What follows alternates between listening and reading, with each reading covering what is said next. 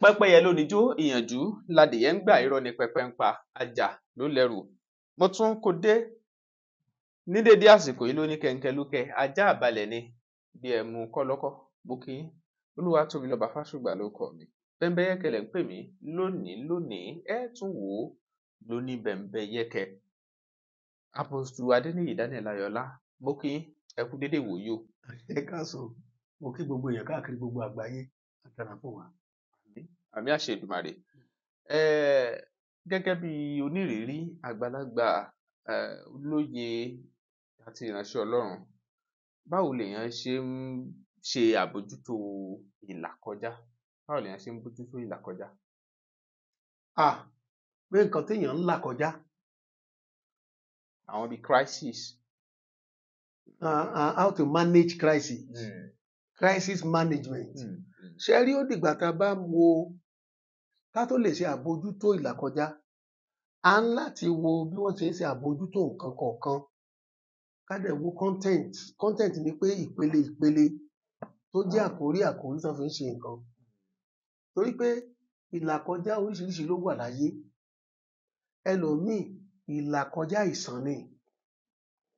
Ìlàkọjá àìsàn. Ẹlòmíì ìlàkọjá ìbànújẹ́. Ẹlòmíì ìlàkọjá ìtìjú. Ṣé wá gbogbo ìlàkọjá yẹn? Ìlàkọjá ìtìjú ló burú jù. Bí báwo? Now, a ti mọ̀ wípé lóòótọ́ ni wípé ìránṣẹ́ Ọlọ́run gbọ́dọ̀ ṣe ṣekúṣe kò dáa. Ṣùgbọ́n tó bá ṣe pé bóyá wọ́n wí ọ̀dọ́ ọ̀dà ìránṣẹ́ Ọlọ́run ti ṣekúṣe tí wọ́n á tú sí gbangba. Ìjọ dẹ̀ dúró, gbogbo ẹ̀ dúró. Ẹni tó máa lọ máa lọ. Báwo ló ṣe máa là kọjá? Crisis management. Bí ẹ̀kọ́ ni. Ó dàbí home economic management. I read ní PGD ní university. After my first degree, I read financial management. And mo ti ṣe diploma project management. So how to manage people? There is a personal management, there is a personnel management. How do you manage things in times of crisis? Nǹkan tó lágbára ni. A ò dẹ̀ lè sọ pé bá a ṣe lè manage nǹkan àfi ká wo point ẹ̀ one by one. Gbogbo àwọn nǹkan tá a mọ̀ náà ni. Ṣùgbọ́n gbogbo nǹkan tá a mọ̀ yìí báwo ló ṣe fẹ́ lò ó? Òun ló ṣe pàtàkì. Okay, ẹ wo bàbá kan sìn tí mo wà very very sorry. Pé wọ́n ní problem. Kí ni problem tí bàbá yìí ní? Òun ni wípé ìránṣẹ́ Ọlọ́run ní. Ó ní girlfriend. So, girlfriend tó dẹ̀ ní yìí is a married woman. I think she's a widow. Àwa ò sọ pé ó dẹ kí ìránṣẹ́ Ọlọ́run ní girlfriend ní ẹ̀rọ tí ẹ̀ kọ́kọ́ nìyẹn náà. But ibi táwa ń lọ kọ́ nìyẹn o. Ibi tí bàbá tó wá lọ ṣe àṣejù tó jẹ́ wípé there is something we call unpardonable mistake or unpardonable error. Àṣìṣe tí ò ní ìdáríjì. Ọlọ́run ní jẹ́ ká bá wọn ṣe. Àmín. Nígbà tí òun bá ìyá yìí sùn, ìyá wa rán ọmọ sí ẹ láti ilé. Ó tún wá mọ́ ọmọ gùn. Ó mú gùn àfi bí ẹ ṣe. Ibi tí wàhálà wá dé. Ìyá lóyún sásìkò tọ́mọ lóyún. Wọ́n wá gbé lọ sí rédíò kan tán mo forúkọ borí nìyẹn wọ́n ní bẹ̀m̀bẹ̀ wọ́n pè ní ó kọ sísọ. Àwọn òkùnkù gbé síta wọ́n bá gbé wá lọ́dọ̀ wa níbí. Ó kọ sísọ. Wọ́n ní kíni wọ́n máa ń sọ kíni wọ́n ní ó kọ sísọ. Ṣé rí pé ọ̀rọ̀ yẹn kọ sísọ lóòótọ́? Wọ́n gbé mo dẹ̀ sọ ní chọ́ọ̀chì mo ní ẹjọ́ èmi kọ́ ló mọ̀ jù. Èmi kí ni mo tiẹ̀ kí ló tiẹ̀ mọ́ lára mi ju Ọlọ́run lọ. Ṣùgbọ́n kíní kan wà mo ní tó bá tẹ̀ di stage láyé mi wọ́n máa gbé mi lọ sí ó kọ sísọ pé dáàdì ẹ̀ wá sọ tẹ̀ní kọ́ lóun bẹ́ẹ̀ mi lọ. Kò dá rárá. Tó irú bàbá yẹn báwo ló ṣe fẹ́ borí ìlàkọjá? Ìlàkọjá kí la wá fẹ́ pè yẹn? Ìlàkọjá ìtìjú nìyẹn. Ó ní mo sọ fún pé ìlàkọjá ìtìjú lè gbogbo ìtọ́kù lọ. Mo mọ̀ pé kò ń tún ṣèròyìn mọ́ nípa tó ń lọ bẹ́ẹ̀ sà, nípa àwọn ìránṣẹ́ Ọlọ́run lásìkò yìí. bẹ́ẹ̀ ni. A tún gbọ́ ti Prophet Olúalọ́, oríṣiríṣi ọ̀rọ̀ tí àwọn èèyàn ń gbé kiri gbépò yẹnu lásìkò tá a wà yìí. Ṣé a fẹ́ sọ wípé irú ìlàkọjá wo ni Prophet Olúalọ́ ń là kọjá? Ìdí tí rí ìlàkọjá ti Prophet Olúalọ́ yẹn, ṣé ẹ mọ̀ pé èmi ò really wọnú ministry wọn. Bọ̀ ẹ mọ̀ wọ́n rí. Mo mọ̀ wọ́n rí. Torí ẹ ti sọ pé ẹ mọ̀ wọ́n rí. Mo mọ̀ nínú ètò kan. Mo mọ̀ wọ́n rí one on one.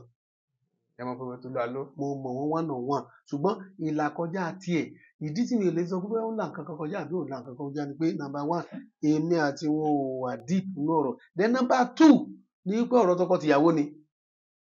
Ṣebí ọ̀rọ̀ tọkọ-tìyàwó náà sọ. Olúalọ́ là ń sọ. Kí ni ò jẹ́ kí Olúalọ́ jẹ́ kí ìyàwó àti ọmọ àti màmá ẹ̀ ríra wọn? Bóyá ìgbà tí Prophet Olúalọ́ ò tí ì rí ṣe, bóyá ìyá yẹn fojú ju wọn rí mọ̀ bó ṣe ẹ mọ̀.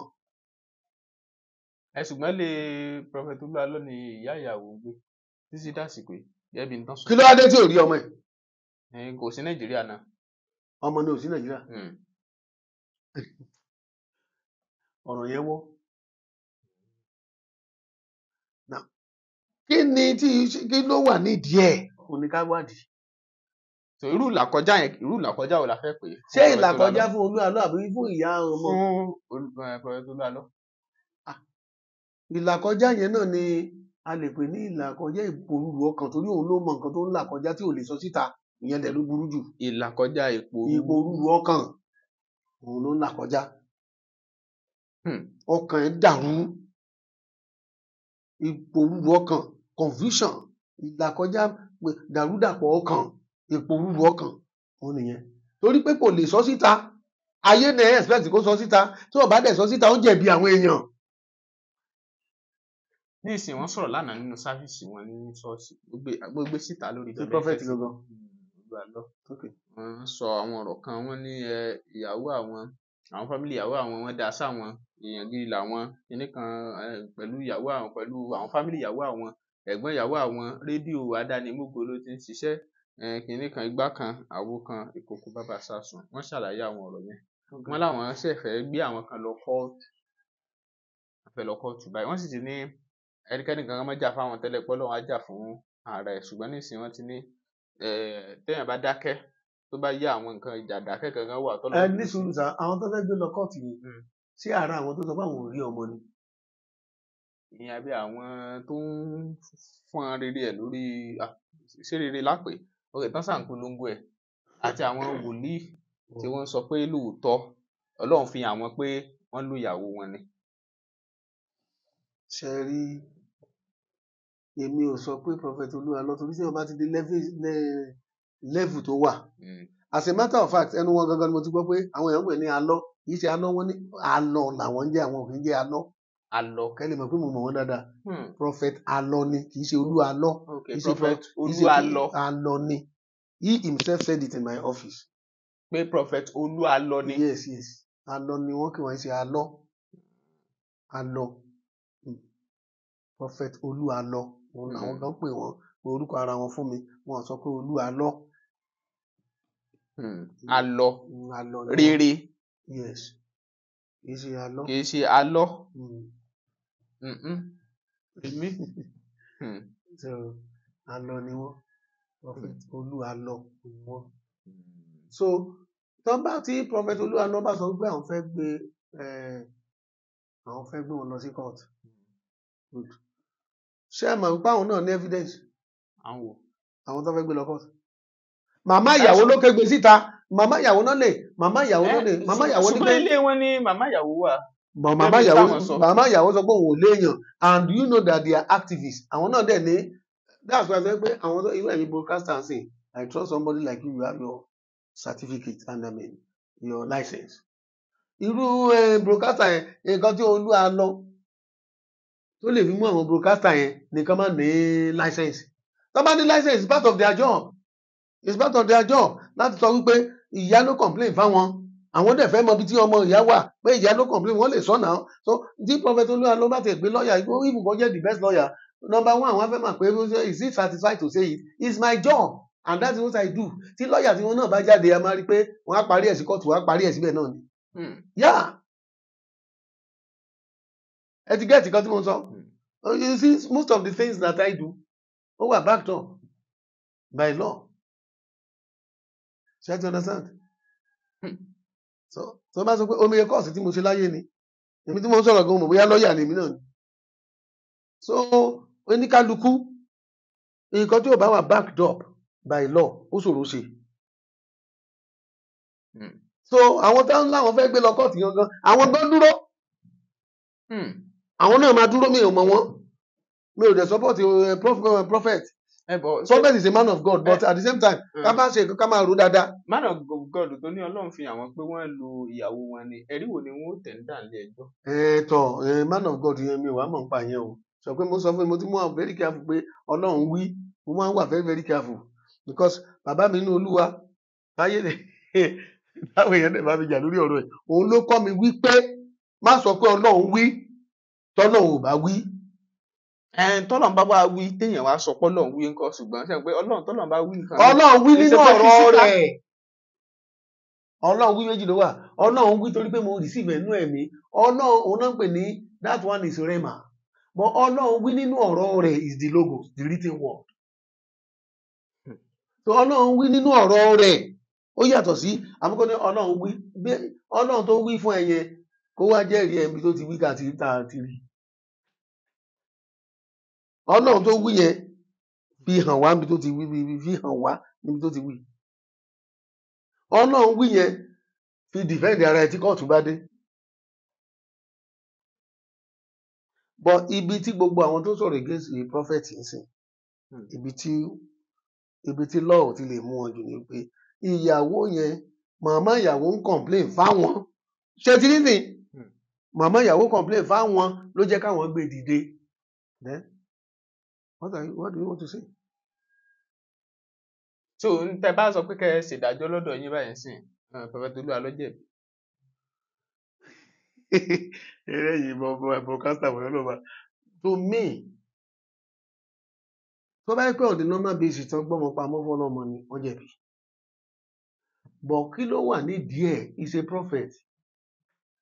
Bóyá ẹ̀mí Ọlọ́run sọ mọ́ pé wọn gbọ́dọ̀ jẹ́ kí ìyá rí ọmọ òun ni, bóyá ọjọ́ tó bá rí ọmọ ẹ̀ ni wàhálà máa bá ọmọ. Ẹ mọ bí ìyá yẹn ṣe jẹ́ nínú ẹ̀mí.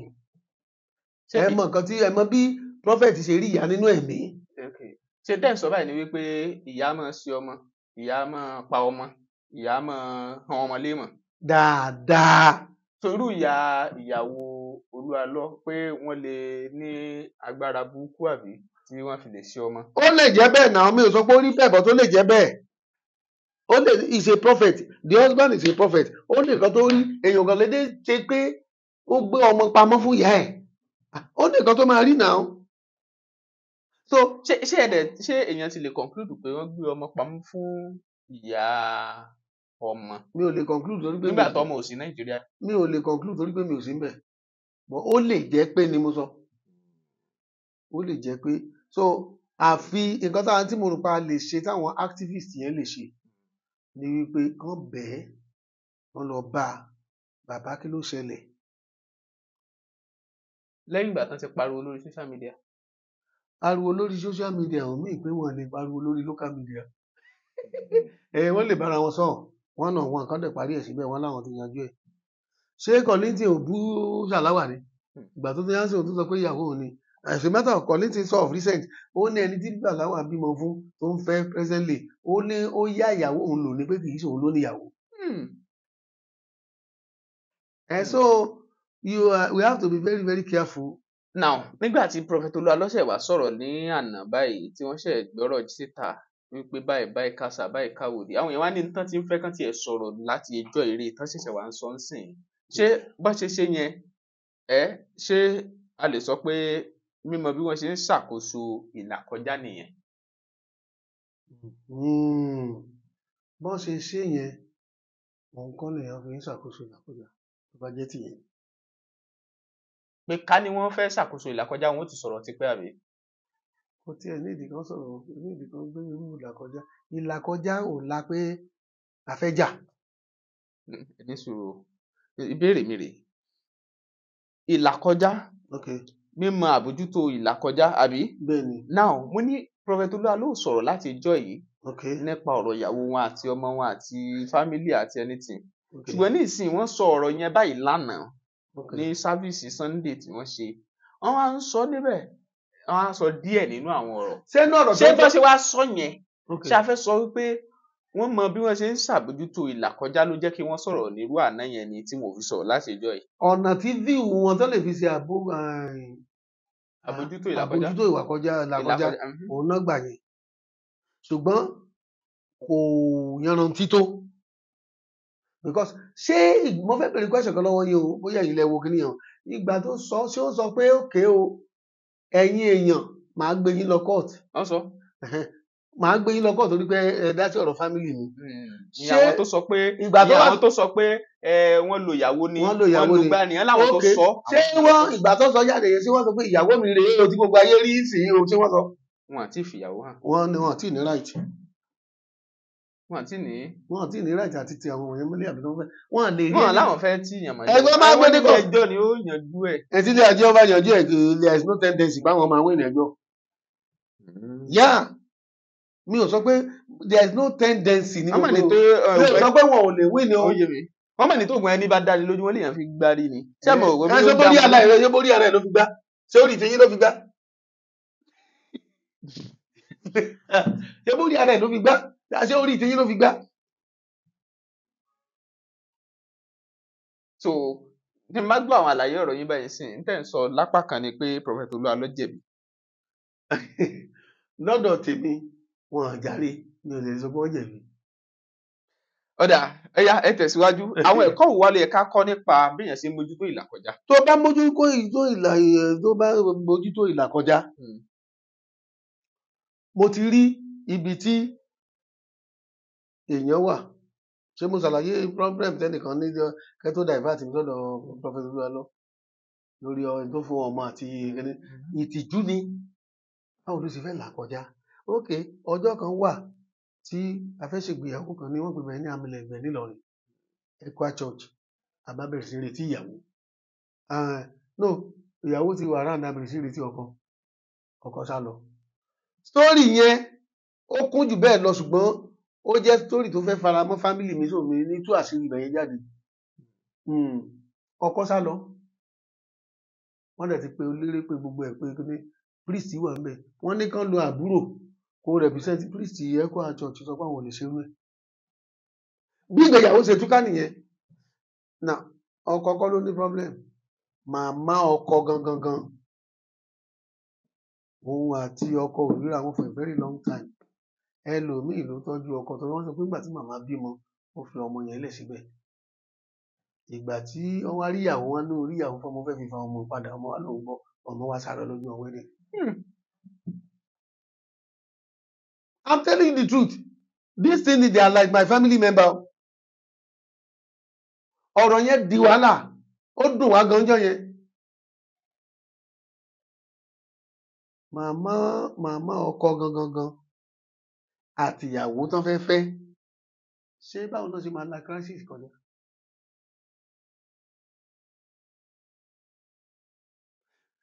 Tí wàhálà ìlàkọjá ìpèníjà ìbànújẹ́ bá dé àti manage ẹ̀ tí èèyàn bá mọ̀ manage ó lè la ikú lọ ó lè la stroke lọ ó lè la àwọn kankan burúkú ọ̀tá tí ò ráyè rí ẹmú tẹ́lẹ̀ tó yẹ pé ẹni tó silent ní wàhálà ọ̀hún ọba máa tú àṣírí ara ẹ̀ bí pé èèyàn ń kà.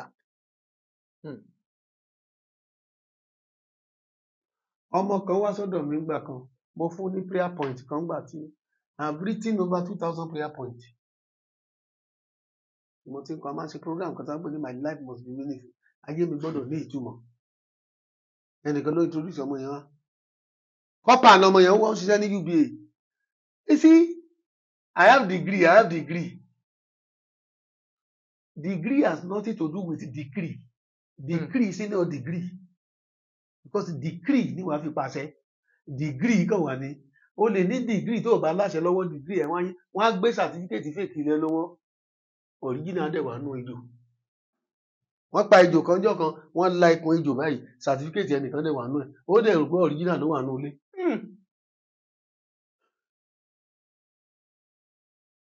Adúpẹ́ lọ́wọ́ Ọlọ́run mo máa ń sọ kankan gbogbo nǹkan tọ́lọ́run bá ṣe láyé mi àti knowledge and to know different kind of fields is to the glory of God, not me. Nínú gbogbo 9 gifts of the Holy Spirit by the special grace of God I operate in all. So and the gift and calling and the selection of God upon my life, I want to spread it in different facets with the intuition and discretion. Ọlọ́run fún mi. Ṣé o ti yẹn sìn? So mo fẹ́ spread díẹ̀, mo fẹ́ kí gbogbo àgbáyé ẹni pé ìgbà tẹ́ interview mi lórí Wàsíù Àyìndé, mo ṣàlàyé ẹ máa rò pé bóyá àmì bọ́ọ̀lù ṣe dá mi nìyẹn. I'm encyclopedic in many fields. Ọlọ́run ò dẹ̀ jẹ́ kó affect ara wọn. Kò dẹ̀ affect iṣẹ́ Olúwa. So what I'm saying is that ẹ worú ẹni tí mo sọ yìí ẹ worú ìlà ọmọbìnrin yẹn UBA ló ti ṣiṣẹ́. Wọ́n mú wá pé lọ bá bàbá yìí mo dẹ̀ gbàdúrà fún wọn ní bóyá prayer point number 7 ni prayer point tó ní 2005 mo ti ṣe prayer point yẹn nípa spirit husband and spirit wife àwọn ọkọ ọ̀run ọkọ ìyàwó ọkọ ọ̀run ọkọ mọ́sá mo ní prayer point yẹn. Ẹ mọ nǹkan tó ṣẹlẹ̀ ní ọkọ ọ̀run bá sùn débi wípé ó di àárọ̀ ọjọ́ kejì ó jẹ́ rí gbogbo spam ọkọ ọ̀run lára ẹ̀ láìsí pé bóyá ẹnìkan bá wọ́n wọlé. Adẹ̀gbàdúrà náà dẹ ọkọ ọ̀run yẹn ò dẹ̀ visit ẹ̀ láti kékeré lọkọ ọ̀run yẹn ti visit ẹ̀ ọkọ ọ̀run ò dẹ̀ visit ẹ̀ mọ́. Mo bá ní ṣé rí ọ̀rọ̀ doctrine ọ̀rọ̀ church ló ń pa a lot of people. Mo dẹ̀ ní òkè pé kó wá o kó yọjú sí mi o pé program yẹn gangan mo kàn ní fún ní prayer point yẹn pé a ní láti ṣe program yẹn gangan. Ẹ máa kọ́ sọ́sọ́ ni I went to morning mass nítorí church àwọn Catholic ni. Ó padà sínú ọkọ ọ̀run ṣẹ̀ wá dì pẹ̀lú ẹ̀ pé ìwọ lọ sọ́dọ̀ Daniel Ayọ̀lá morning mass yẹn tó lọ yẹn ni mo fi dì pẹ̀lú ẹ̀ lẹ́yìn ìgbà tó dì pẹ̀lú ẹ̀ tán wọ́n sàtẹ̀ níbi iṣẹ́. Sẹ́rí doctrine mi sọ pé church wọn ò dá o bọ̀ ibi tó náà ti tú ẹ sílẹ̀ má máa fi ṣeré.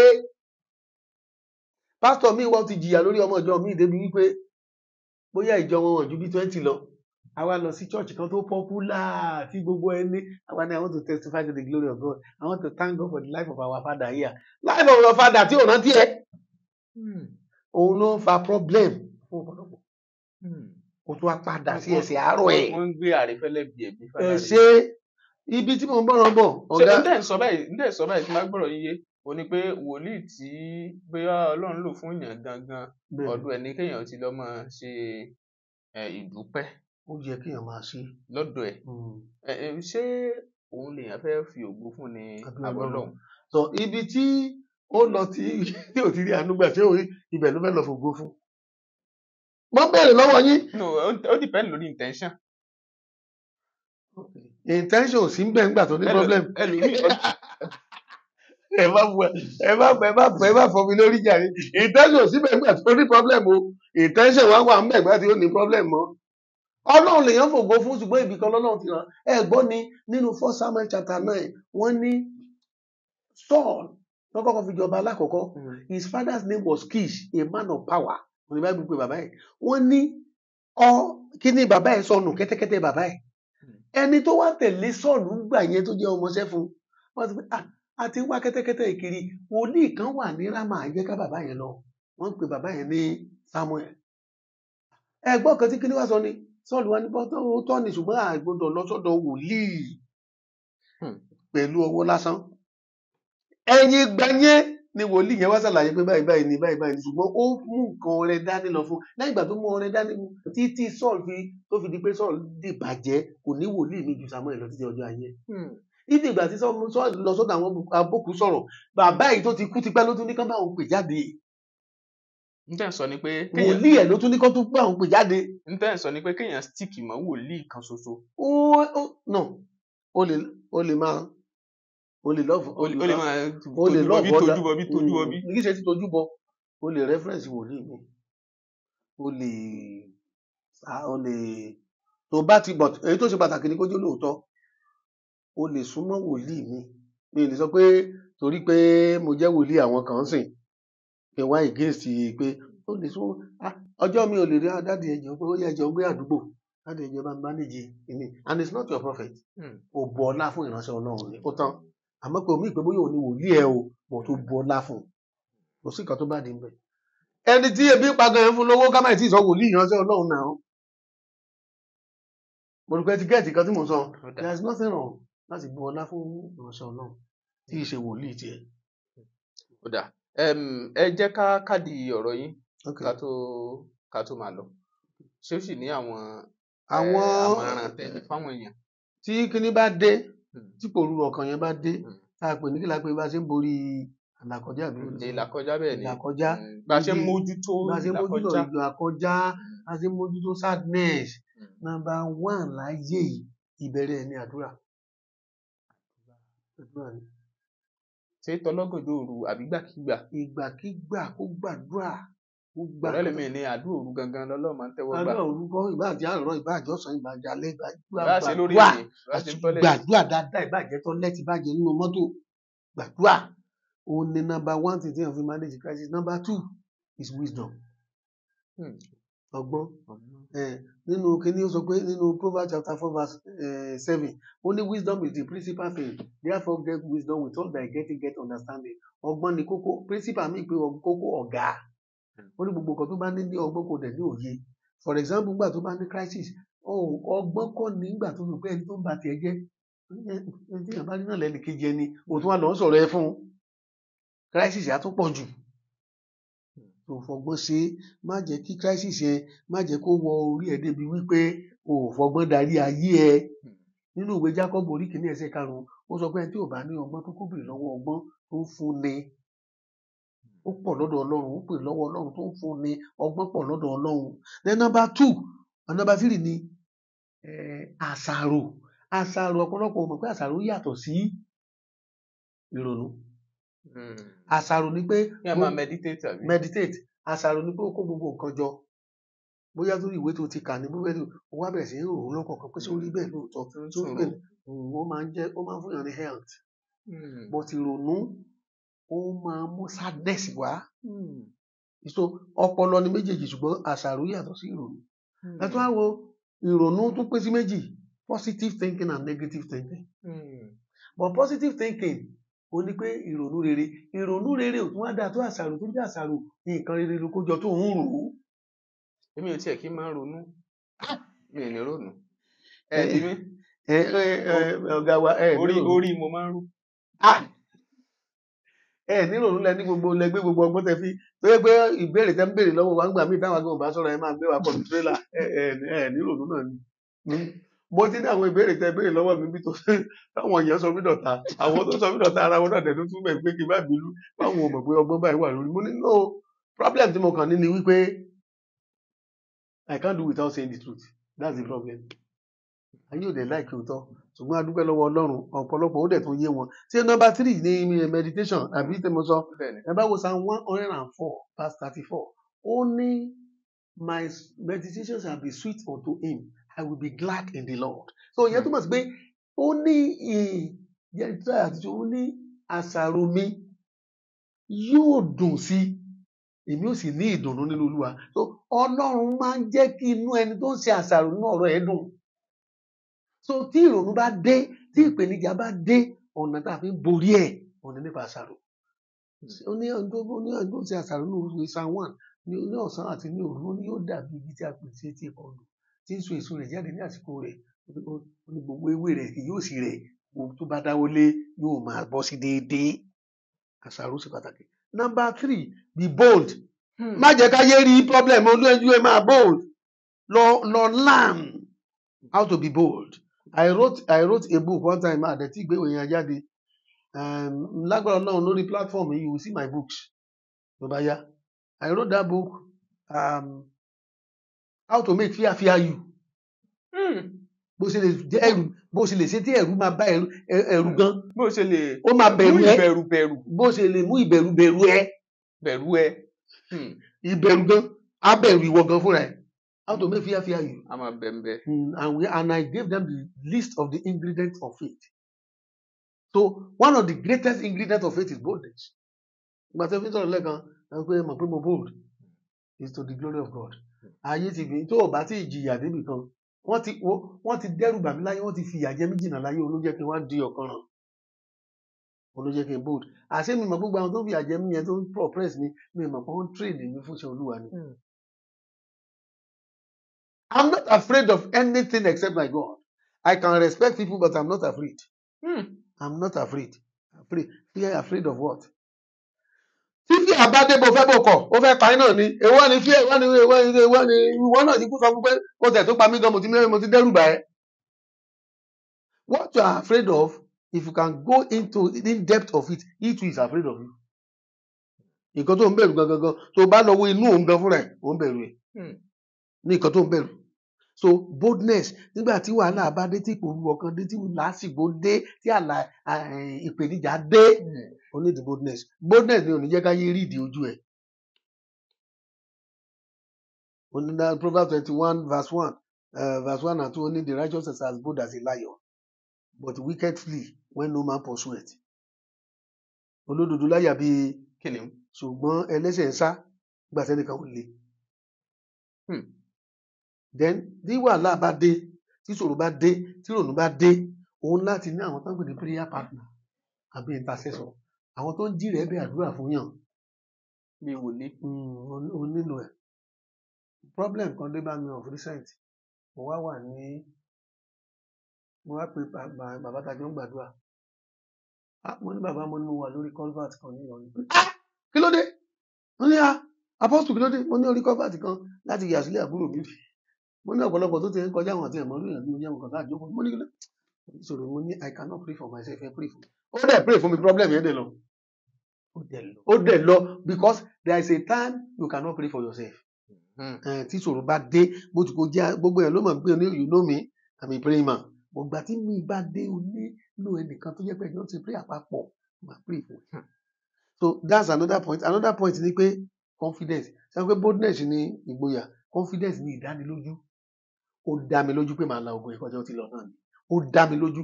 Wàá dẹ̀ máa confess jáde, ìwọ nìkan máa wà nulẹ̀, mo mọ̀ pé màá là kọjá. Secret mọ́mì mi nìyẹn. Ẹlòmíì tí ẹ fẹ́ sọ mọ́mì mi dàjẹ́. Secret ẹ ni pé láyé kò ní gbà wípé ibi tó máa kú sí ni. My mother is my mentor in faith. Hey, that woman. Wọ́n á jẹ́ máa sọ pé kò sí nǹkan tó máa ṣẹlẹ̀ sí mi o. Kò sí nǹkan tó máa ṣẹlẹ̀ sí àwọn ọmọ tèmi o. Bó ti wáyé gbogbo tó, kò sí nǹkan tó máa ṣẹlẹ̀ torí mi ìbá tẹnìkan jẹ́. Kò sí nǹkan tó máa ṣẹlẹ̀. My mother was very sick. Ó ní half stroke. Ó sì ti ní stroke yẹn tó tún dìde, ó tún di half stroke. Still. Àwọn tó ẹni tí ò mọ àsọtẹ́lẹ̀ tó bá ayé ẹ̀ wá láti kékeré kò lè sọ bí láìfẹ́ ṣe rí.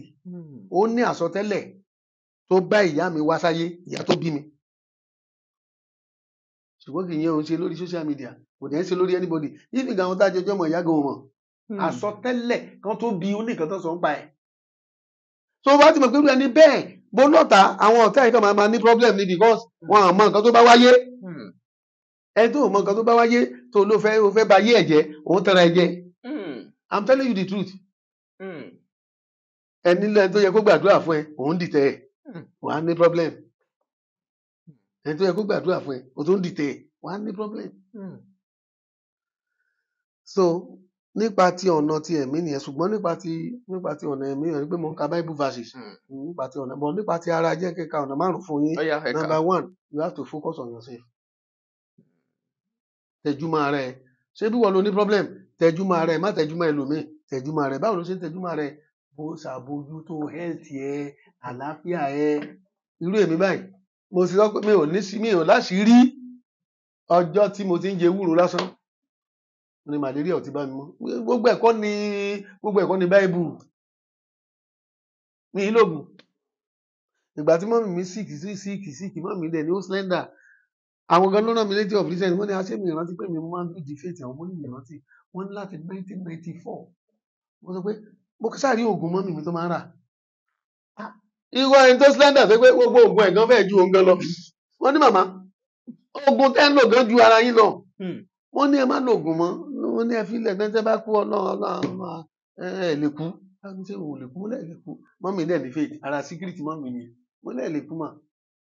She is now 83. Láti 1994 kò lo oògùn mọ́. Kò lo oògùn rárá mọ́.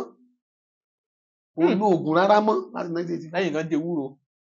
èmi nìkan ni mò ń jẹ ewúro náà mi ò jẹ ewúro kò jẹ kankan wọ́n máa jẹ àmàlà pẹ̀lú ọbẹ̀ ewédú mọ́ ìbẹ́ ńlá tó kí pẹ̀lú ẹja. wọ́n sáyé wọn lọ. ó sùn lọ nìyẹn tiẹ̀. ọlọ́run dẹ̀ bá ṣe ó láwọn ọmọ náà tó jẹ́ pé wọ́n lè má ti lówó púpọ̀ ṣùgbọ́n wọ́n tọ́jú ẹ̀. So focus on yourself, focus lórí àlàáfíà ẹ, focus lórí ìbálẹ̀ ọ̀rọ̀ àlàáfíà. Then number 2, reach out for support from the loved ones or professionals. Máa wá àwọn èèyàn tó nífẹ̀ẹ́ ẹni kó máa wá kiri tó lè fún wa ní advice lórí nǹkan tó ń là kọjá àbí àwọn tó kọ́ṣẹ́ mọ̀wé lórí problem tó níyẹn. They are the professionals.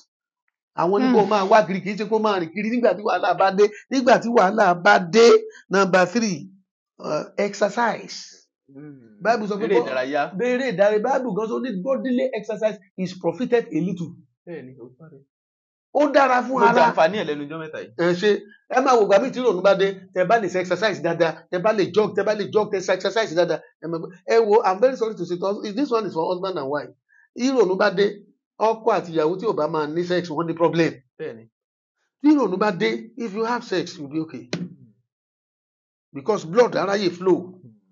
Blood dẹ̀ ní problem hypertension gbogbo ẹ̀ wà high blood pressure wọ́n sọ pé high water pressure.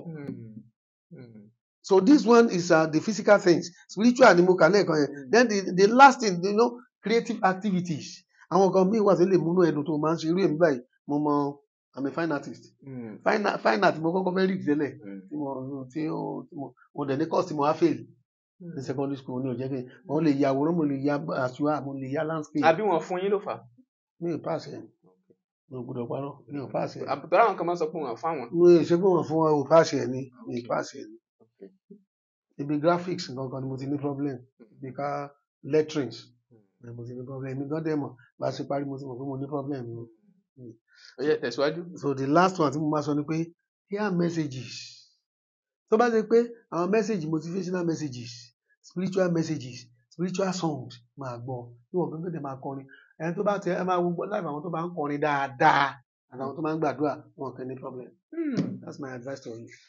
Ọ̀rọ̀ rèé gbáǹkọ́ gbin ní ẹ̀yin èèyàn wa ẹ fòye gbé ẹ wá gbọ́ ẹ̀yin tẹ́ ẹ máa ń fẹ́ ẹ̀yin oníkọ́mẹ́ǹtì sọnù tó jẹ́ pé àṣìṣe èèyàn lẹ́yìn máa ń wá nínú ọjọ́ ayé tiyín kẹ́ ẹ dé orí kíní kẹ́ ẹ bẹ̀rẹ̀ sí bú èébú èpè rabandẹ̀ ẹ jọ̀ọ́ ẹ má tún máa tẹ̀síwájú pẹ̀lú irú ẹ̀ adúpẹ́ lọ́wọ́ gbogbo ẹ̀yin tẹ́ ń wò wá tẹ́ ẹ nífẹ̀ẹ́ wa torí ìfẹ́ wa lẹ ní ẹ̀yin lè yan wa lè yan yín bẹ́yìn ò jẹ́ tẹni kì í wò kàn ní ẹni ìfẹ́ wa lẹ ní tẹ́ fi wo Bembeyeke TV adẹ̀mọ́rírì yín fún yín tọ́ á tó máa ṣe lọ ẹ kí àwọn èèyàn lẹ́ẹ̀kan sí kẹ́ dárúkọ yín. Lẹ́ẹ̀kan sí èmi náà ni Apostle Daniel Adeniyi Ayọ̀lá. My contact address I think you still get it on the screen but tó bá fẹ́ get mi lórí TikTok ìgbà ni mo máa ń ṣe prayer àti mo máa ń pè ní it is written ẹ máa rí Danad DANAD ni mo jẹ́ nínú TikTok ẹ máa rí mi ní YouTube Daniel Adeniyi Ayọ̀lá náà ní mí then most of the time ẹ bá fẹ́ gbádùn Yorùbá program lẹ́ẹ̀kọ̀ọ̀kan báyìí Bembeyeke lẹ ti lè rí mi á dára fún yín mo gbàdúrà gbogbo nǹkan tó jẹ́ ìṣòro oníkálukú tó jẹ́ ìpinnu ọkàn Olúwa á tù yín nínú. Àmín. Ibi tí ẹ ti kọsẹ̀ tí ẹ ti ṣòro gbé sọ pé ìpọ́njú kò ní bá yàn lẹ́rìí kejì mọ́ kò ní bá yín lórúkọ Jésù. Àmín. Ẹ ní ṣíṣe níbi tẹ lárádé tẹ ta gbòǹgbò débi igi ọ̀pẹ ìròyìn ayọ̀ la máa gbọ́ àní rí ìbànújẹ́ títí dé ìjọba ọ̀run ayé wa ò ní bàjẹ́ á dára fún wa Jésù lọ wa. tọ ẹ ṣeun Apostle Daniel Adeniyi Ayọ̀lá ẹ̀yin èèyàn wa kò ní jù báyìí lọ Olúwatóbilọ́ba Fásùgbà lórúkọ mi Bembeyeke lẹ ń pè mí lónìí kí n tó lọ ẹ má bínú Prophet Olúalọ ṣé ọ̀rẹ́ níyìn ni àbí ọ̀tá? No kì í sọ̀tá kì í sọ̀rẹ́ but mo mọ̀ wọ́n. Ẹ ṣeun ó tún dìgbà kan náà o ká fi rí pàdé ẹ máa wò kẹ́ máa ṣe ẹ lóní Bembeyeke.